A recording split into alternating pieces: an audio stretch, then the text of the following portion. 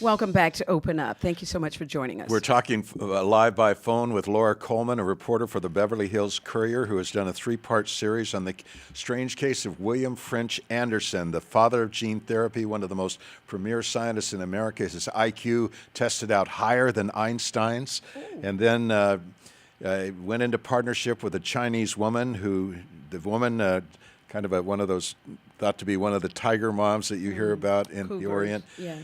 French had taken her daughter, taught her karate, tutored her academically, but then was charged with molesting her, according to a sting tape made by the Los Angeles County Sheriff's Department, a tape which now credible experts, world experts, say has been tampered with and turned the whole case upside down, making him guilty when the tape should have proven his innocence. And now French, as we're hearing, had invented an anti-radiation device that he wanted to use in cancer, but had military applications because then you could use atomic weapons in the field, in the battlefield, and then your troops could take this anti-cancer or anti-radiation technology and be cured. Well, his Chinese woman partner was, unknown to him, patenting the same thing in China, his invention, making it her patent in China. So anyway, Laura, that's kind of where we are now. Take us on from here. Yes. Well, one thing I do want to mention that I think is kind of interesting is that after he was convicted, they could have gone ahead, the family could have gone ahead and sued him for in the civil case, but they opted not to do that. And why? And I don't know. When I spoke with French, he was very emphatic. They had we had no defense. I mean, what could we have? We'd been convicted, and I mean the reason ostensibly would seem to be in that because they didn't really have more truth to go by. French contends that they knew, the attorneys knew it was a hoax, and so they kind of were happy to cut their losses and move on. Actually, when I was conducting several of my interviews with people who were familiar with the girl's mother, Yi Zhao, people were consistently said that she had engaged in very strange behavior, and for example, one person who had been in the lab after French was arrested, his first thought was, what did Dr. Zhao do now? Just automatically thought it was because of this woman. She, I guess, became, from what I've been told, very contentious as the anti-irradiation drug IL-12 kept moving forward.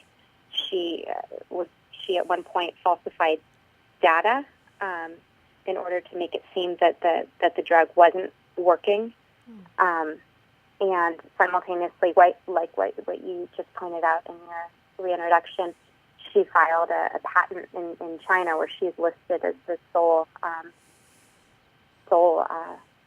patent holder. And there is now evidence that she does have a company in China that has been working on IL-12, and they seem to be further along in terms of their development than the U.S. is right now. There's a company here that's been working on it. It's called Noi Medicine, and Dr. Zhao was actually one of the founders of that, but then she subsequently pulled out her stake in that. And but that company is pretty close to being able to sell to a major pharmaceutical company who could then take it through human trials. In China, there was an article that came out that showed that they've already been successfully testing this drug in monkeys. So, well, Laura, we've moved from a simple molestation case, not simple, a terrible molestation case, to international espionage, military applications, the FBI entering the picture. I mean, you can't invent a movie script more dramatic or powerful than this one. I mean, it's kind of amazing. I mean, like what you said, I mean, this man has 178 IQ clocked. I mean, that's 16 points above Einstein's. For most of us, we can't even conceive of what such a mind is capable of. And for the last 8 years, he's been prevented from using this mind to help the world. I mean, clearly this is a man who has a history of trying to make the world a better place, to try to save lives. Jared Diamond, who's a Pulitzer-winning scientist, author, he has said over and over again, my friend is too trusting, and that is his major downfall.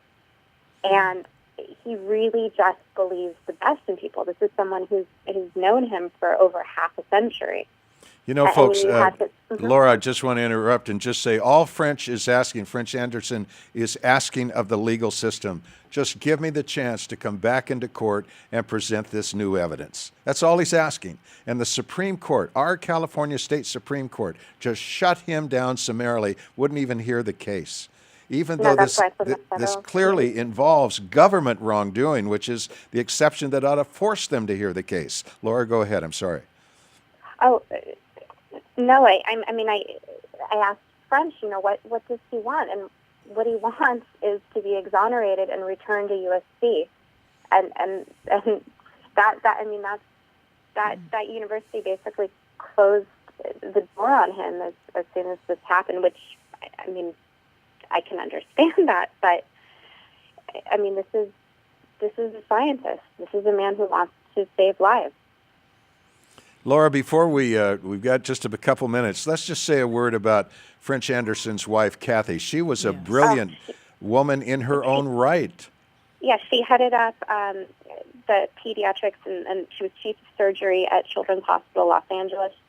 She retired at 65 years old, and a few weeks later, literally, her husband got arrested. And this woman, she's just an incredibly special woman. I mean, you don't meet people who are this good or loyal that often. She visits her husband every weekend. That's when she's allowed. They speak 3 times a day, summarily.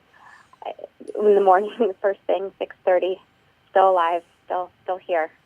And it's just, I mean, it's kind of heartbreaking to think of, you know, you work your whole life. I mean, these aren't people who are flashy or anything like that. You work your whole life, you retire, and you think, okay, now, you know, we'll start to think about taking our next steps in life as a couple, and then your husband gets arrested. Well, Laura, I don't know what our little show can do here. We've had Kathy Anderson on our show to talk about this case. We're so grateful you've come on to remind our viewers of this great injustice that continues in California. I don't know what more we can do. We'll keep trying. Any of you out there, if you can do anything, any pressure you can bring on the legal system, on the LA County Sheriff's Department, on the Supreme Court, on any part of the legal system, to simply let this man have the chance to prove his innocence and come out of prison and be the great contributor to the world that he has been and has all the potential to be. So, Laura, thank you for being with us. We admire your work. I certainly do. Don, I'd like to say Yes. also, people who pray, who have a heart to pray, Yes. prayer is good as well to help move the hearts and stir the hearts of You know, others. there is a passage in Proverbs that says, do you seek justice? Don't ask the judge for it, ask God for it. So let's ask God if Yes. his own hand might intervene to bring this man Yes. out of prison, just like Shawshank Redemption. Let's get Andy Dufresne after his little boat, you know, in Mexico. Anyway, Laura, love you. All the best. Thank you so much, Laura. Thank you, Don and Tina. Have a nice day. Coming up, a very special woman in her own right. I call her the poster girl for fabulosity. We're going to be talking about She Power when we come back.